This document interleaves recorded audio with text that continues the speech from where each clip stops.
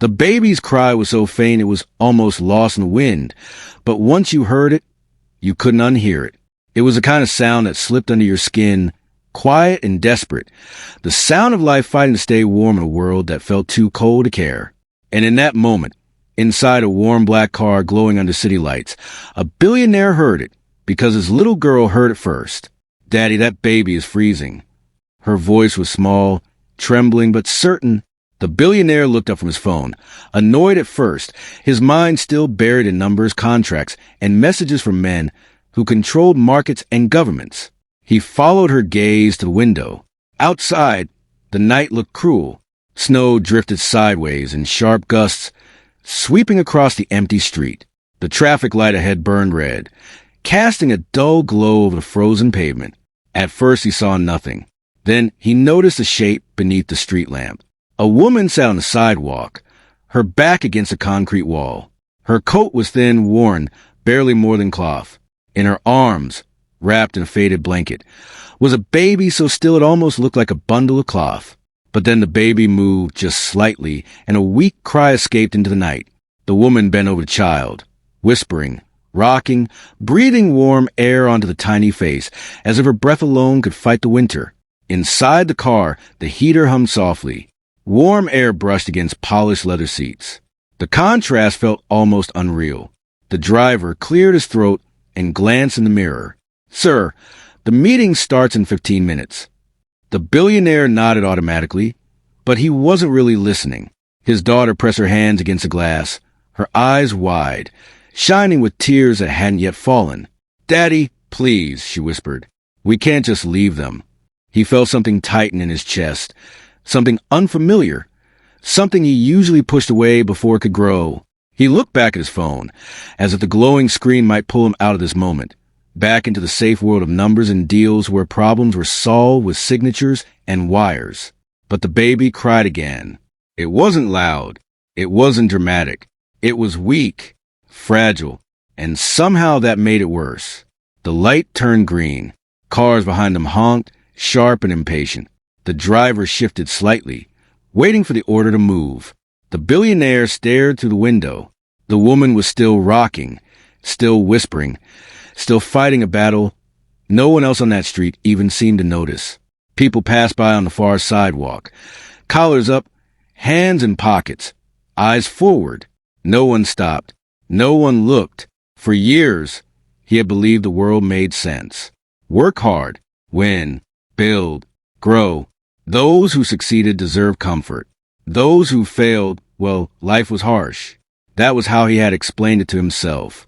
But now, watching that woman hold her freezing child, the explanation fell thin, empty.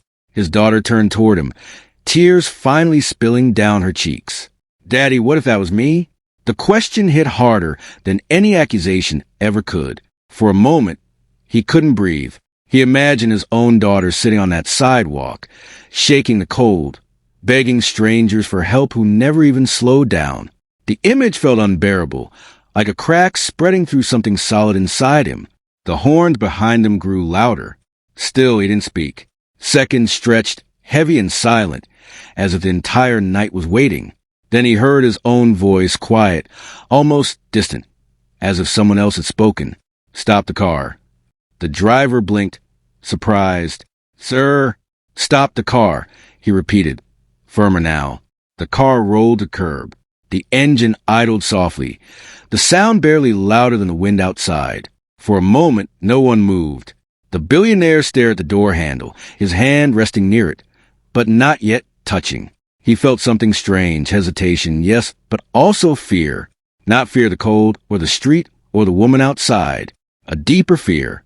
The fear that once he stepped out, he would see something he could never ignore again. His daughter reached for his hand. Her small fingers wrapped around his, warm and trusting, and that decided it. He opened the door. The cold struck instantly, sharp and biting, stealing the warmth from his lungs. Snow crunched under his shoes as he stepped onto the pavement. The city felt different out here, louder, harsher, more real. Each gust of wind carried the sting of winter straight through his coat. The woman looked up as he approached, her eyes wide with alarm, as if she expected to be chased away. "I'm sorry," she said quickly, her voice shaking. We'll move. We won't stay here. He stopped a few steps away, caught off guard by the fear in her voice. Fear of him. Fear of someone who had never known fear like that in his life. You don't have to move, he said quietly. His daughter stepped beside him, staring at the baby with deep concern. Is she okay? She asked softly. The woman swallowed, her lips trembling. She's just cold. Just cold. Such small words. Such a huge pain hidden inside them. The billionaire looked around the street again. The buildings rose tall and silent, their windows glowing with warmth and light. So much warmth. So close. And yet this woman and her child sat here, invisible, as if they belonged to another world entirely. He felt something shift inside him then, something heavy breaking loose. For the first time in many years, he wasn't thinking about profit or power or the next deal. He was thinking about a single question that refused to leave his mind. How had he lived so long and never truly seen this? The baby whimpered again, a fragile sound in the freezing air. His daughter squeezed his hand tighter, and he realized she was shivering now too, not from the cold, but from emotion. He looked at the woman, really looked at her, and saw not a stranger, not a problem, not an inconvenience, but a human being, exhausted and terrified, doing everything she could to protect the small life in her arms. And in that silent, frozen moment, standing under a flickering street lamp while snow fell around them, the billionaire felt the first crack in a life he thought he understood, a crack that was about to change everything. The cold felt different when you stood still. It wasn't just air anymore. It was pressure. It was weight. It crept into your bones and settled there, quiet and patient, as if winter itself was waiting to see who would break first. The billionaire felt the moment his shoes touched the sidewalk. The warmth of the car vanished behind him, replaced by a sharp wind that cut through fabric and skin alike. His breath turned to fog in front of his face. For a second, he almost stepped back into the car without thinking. Almost, but his daughter was still holding his hand, and she was already walking forward, her small boots crunching in the thin layer of snow. The woman sitting against the wall looked up quickly, fear flashing in her eyes the moment she saw them coming closer. It wasn't a fear of danger. It was a fear of being unwanted. The fear of being told to leave, the fear that followed her from one street to another until every stranger looked like someone who might take away the last piece of ground she had left.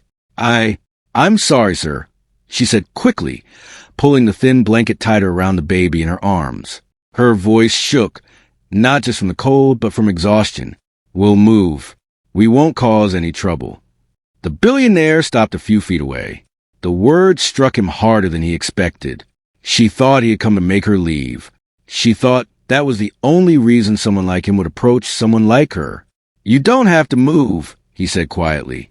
Even to his own ears, his voice sounded uncertain, almost unfamiliar, like he was speaking a language he hadn't used in years. He wasn't used to standing this close to suffering. He wasn't used to not knowing what to say. His daughter slowly let go of his hand and stepped closer to the woman. She knelt carefully on the cold pavement, her eyes fixed on the baby, her face serious in a way children's faces rarely were. Is the baby sick? She asked softly. The woman swallowed, blinking back tears that had already begun to form. No, just cold, she whispered. I've been trying to keep her warm all night. All night. The words hung in the air, heavy and painful. The billionaire glanced at the baby again. The child's tiny face was pale, lips slightly blue, breast shallow but steady. The blanket was too thin. The woman's hands, wrapped around the baby, were red and cracked from the cold, trembling slightly as she tried to shield the little body from the wind. He looked away, suddenly unable to hold the sight for long. And that was when he noticed the people. They were everywhere, walking past, shoes tapping against pavement, coats pulled tight, phones glowing in their hands. Some glanced briefly at the woman and the baby, but their eyes slid away quickly, like touching the sight even for a second was too uncomfortable to bear. Most didn't look at all. Life moved on around them, indifferent, steady, unstoppable. The billionaire felt something twist deep inside his chest.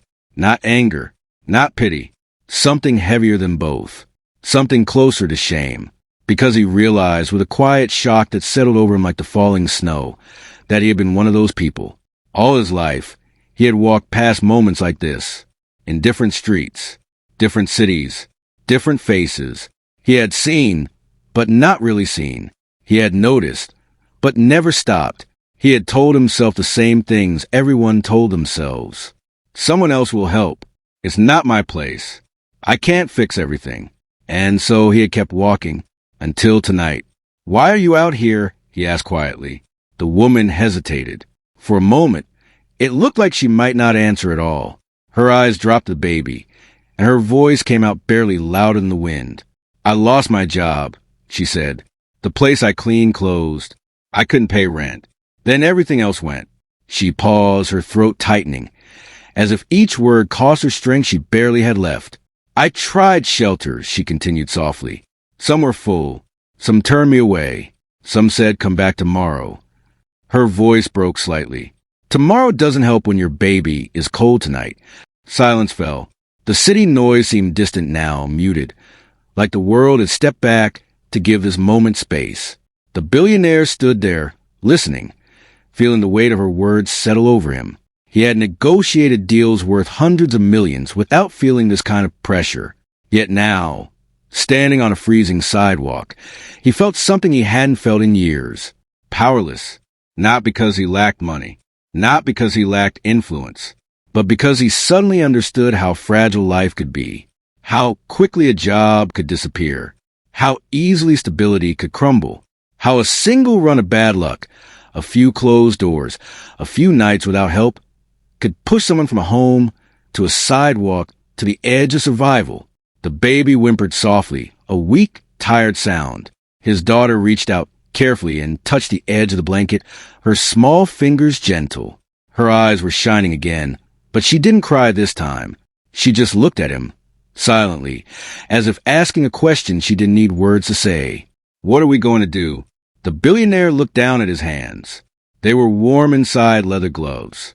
He looked at his coat, thick and heavy, designed to keep out the worst winter could bring.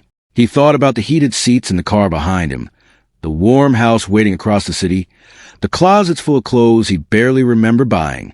And then he looked at the woman again, sitting on cold concrete, holding her child like she was trying to give away her own body heat just to keep the baby alive a few minutes longer. For the first time in years, the distance between his world and someone else's felt unbearable.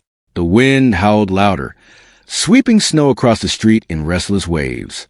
Somewhere in the distance, a siren echoed faintly, rising and falling, then fading again. And standing there, caught between warmth and cold, between comfort and desperation, the billionaire felt a quiet, undeniable truth settling in his heart. Some nights don't just pass.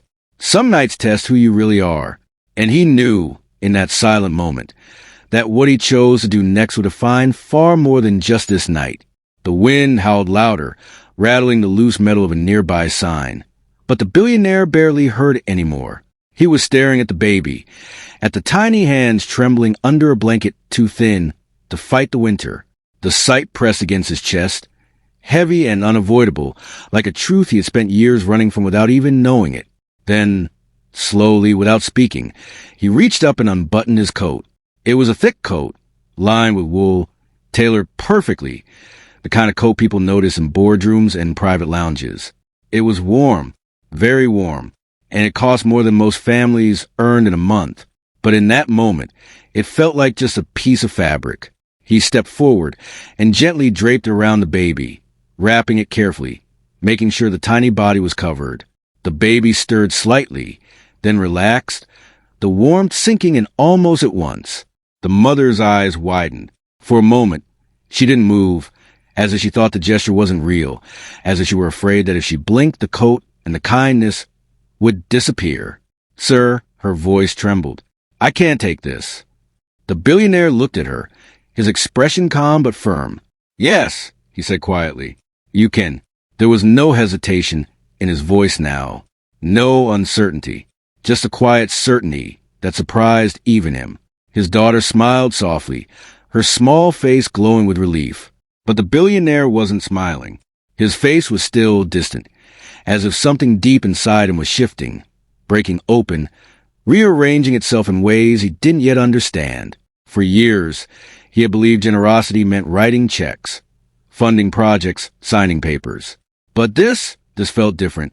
This wasn't about money. This was about seeing someone, really seeing them. He turned slightly and looked toward the car. "Open the door," he told the driver. The driver hesitated for half a second, surprised, then hurried to obey. The rear door swung open, and warm air spilled out onto the freezing sidewalk, a soft cloud of heat in the cold night. The mother looked from the open car to the billionaire, confusion and fear mixing in her eyes. "Come," he said gently. She hesitated. Years of hardship had taught her be careful, to doubt kindness, to expect that every offer had a price hidden somewhere beneath it. I don't want to cause trouble," she whispered. "You're not," he said. "Please." His daughter stepped closer and smiled at her. It was a simple smile, open and trusting, the kind of smile that carried no fear, no judgment, no conditions. Slowly, carefully, the mother stood. Her legs shook slightly from the cold and exhaustion, but she held the baby close, now wrapped in warmth. Step by step, she walked toward the car, as if crossing a line between two worlds. When she sat inside, the heat surrounded her instantly. She gasped softly, the warmth almost overwhelming after so many hours in the freezing air. Her hands trembled, but not from the cold anymore, from shock, from relief, from the sudden, fragile hope she barely dared to feel. The baby sighed in her arms and fell asleep. The small face finally relaxed, the tight lines of discomfort gone. The billionaire watched this in silence before sliding into the seat across from her. The door closed, shutting out the wind, the noise, the cold. For a moment, no one spoke. The car began to move, gliding smoothly through the quiet streets. Snow fell softly outside, dusting the city in white, turning everything silent and distant. The mother looked around, her eyes wide, still unsure if this was real. The leather seats, the soft lights, the gentle hum of the engine. It felt like stepping into another world. "Where were we going?" she asked finally, her voice barely above a whisper. The billionaire looked at her, then at the sleeping baby. "My home," he said simply. The words seemed to take a moment to reach her. When they did, her face crumpled, and tears began to fall, silent and unstoppable. She tried to speak, tried to say thank you, but the words wouldn't come. All she could do was hold her child and cry, the tears carrying months of fear, hunger, and exhaustion out with them. The billionaire turned his gaze toward the window. The city passed by in a blur of lights and shadows. Buildings rose and fell. Street lamps flickered by. People walked along sidewalks, unaware of the quiet transformation happening inside the car moving past them. But he wasn't really seeing the city anymore. He was seeing something else. He was seeing how thin the line was between comfort and despair, between a warm bed and a freezing sidewalk, between being noticed and being invisible. He thought about the deals he had closed, the companies he had built, the millions he had earned. For years, those things had felt like proof of success, proof of purpose. But now, sitting in the quiet warmth of the car, he realized something that unsettled him deeply. None of those things had ever made him feel like this. This feeling wasn't pride. It wasn't victory. It was heavier, deeper, more real. It was responsibility. Responsibility not just for his company or his wealth, but for the world he moved through every day without seeing. Responsibility to notice. Responsibility to act. His daughter leaned against his arm, already growing sleepy, her small head resting against his shoulder. He looked down at her and felt a quiet wave of gratitude. If she hadn't spoken, if she hadn't looked out that window, he would have driven past, just like always, and he would never have known what he had missed. The car turned onto a long, quiet road lined with trees heavy with snow. In the distance, the lights of his home began to appear, glowing softly through the falling flakes. The mother followed his gaze, her eyes widening again, not with fear this time, but with disbelief at what awaited her. And as the car rolled forward through the silent night, carrying them all toward a future none of them had expected, one quiet truth settled into the billionaire's heart. Sometimes, the smallest voices don't just change a moment, they change a life. The apartment was quiet, the kind of quiet that feels peaceful instead of lonely. Sunlight slipped through the curtains, falling softly across a small living room where everything was simple but clean. A warm heater hummed gently in the corner. On a nearby table sat a cup of tea, steam rising slowly, filling the air with a faint, comforting smell. And in a crib near the window, a baby slept peacefully, her tiny chest rising and falling in steady breaths, wrapped in a soft blanket that looked almost too warm compared to the thin cloth she once had. Just weeks earlier, that same child had been trembling in the cold, her life hanging on the edge of a winter night. But now, the world around her was different. Safe, warm, still. The mother stood near the crib, watching her daughter sleep. Sometimes she still woke in the middle of the night, afraid it had all been a dream, afraid she would open her eyes and find herself back on that freezing sidewalk. But every morning, the warmth was still there. The roof was still above her. The future was still possible. A knock came at the door. Her heart jumped slightly, not from fear, but from anticipation. She walked across the small apartment and opened it. The billionaire stood there, dressed simply now, without the sharp, intimidating presence he once carried everywhere. Beside him stood his little girl, already smiling, already stepping forward, as if she were visiting family. "Hi," the girl said brightly, hurrying inside before anyone could even respond. The mother laughed softly, stepping aside to let them enter. The sound of laughter felt new to her, like rediscovering a part of herself she thought was gone forever. The little girl walked straight to the crib and peeked inside, her face lighting up as she saw the baby sleeping peacefully. "She looks happy," the girl whispered. "She is," the mother replied, her voice thick with emotion. They sat together in the small living room. It wasn't luxurious. The furniture was simple, the walls plain, but there was dignity in that space. There was peace, and that peace was something the mother had once thought she might never feel again. After a few moments, she turned to the billionaire. Her hands rested quietly in her lap, but her eyes were full of something deeper than words. "Thank you," she said softly. "You didn't just save us, you gave us a future." The room fell silent. The billionaire looked toward the crib, watching the baby sleep, then turned his gaze to his daughter, who was sitting cross-legged on the floor, drawing on a piece of paper she had found on the table. For a moment, he said nothing. Then he shook his head gently. "No," he said quietly. "She did." The mother followed his gaze to the little girl, and her eyes filled with tears again. But these tears were different. They were not tears of fear or exhaustion. They were tears of gratitude, of hope, of something fragile but strong growing inside her heart. Time passed slowly that afternoon. They talked, not about business or money or plans, but about small things. The baby's first smile, the mother's new job helping at a community center connected to the billionaire's company, the little girl's school, and the stories she liked to read. Simple things, human things. And when it was time to leave, the little girl hugged the mother tightly, as if she understood, in her own quiet way, how much that hug meant. "Bye," she said. "We'll visit again." The door closed gently behind them. That evening, the billionaire sat in the back seat of his car once more, watching the city move past a window. The streets looked the same as they always had. The buildings, the lights, the endless motion of people rushing from one place to another. But he was not the same man who had once driven through these streets without seeing them. He thought about that night again. The wind, the cold, the sound of a baby crying in the dark, and most of all, the small voice beside him saying, "Daddy, that baby is freezing." Such simple words. Yet those words had opened his eyes in a way nothing else ever had. In the weeks that followed, he found himself unable to forget what he had seen, unable to ignore the quiet suffering that existed just beyond the walls of comfort and wealth. And for the first time, he began to ask different questions. Not, how much can I build, but how much can I change?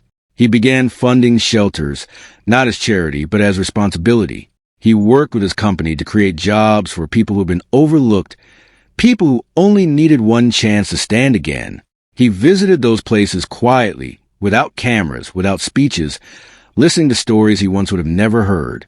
And each story reminded him of the same truth, that every life carries dignity, every person carries worth, and sometimes all it takes to save a life is to notice it.